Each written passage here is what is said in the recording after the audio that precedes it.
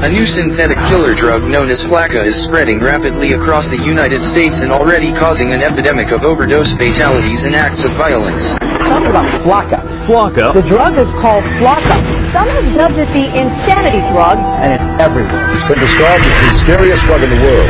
More powerful than heroin or cocaine. This is a synthetic drug that can alter your state of mind, raising excited delirium, body temperature, and literally losing their mind.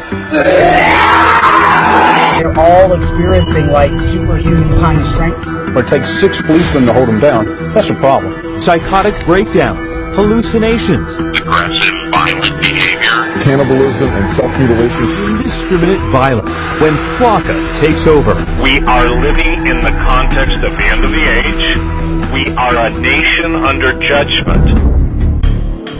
Welcome to stage 1 of the zombie apocalypse. It's been long theorized that controlled substances can bring people closer to the spirit world. Sometimes, however, what comes out of that experience isn't what you'd expect. And right now, our society is being plagued, dominated by an epidemic of controlled substances. In the 1970s, people were talking about peace and love, but nowadays people are coming back from bad trips and total psychosis. The number of overdoses are up, as are the cases of total zombification, i.e. demonic possession. The dark side opens people up to such possessions through lack of faith and environmental conditions. And while this isn't so much an issue with people of faith or orthodox practitioners, if your foundation is public education, if your dogma is militant atheism, substances like bath salts or Flakka can be the ingredient that pushes you over the edge, an edge that you will never come back from. Weaponized substances such as bath salts and spice are being mixed into just about everything these days. E-cigarettes, chocolates, party drugs, with the intended purpose of fucking you up permanently. These are not the days to be experimenting with new things. These are not the days to be a party kid. Nefarious agendas are at play, and just about everything out there these days is being spiked with chemicals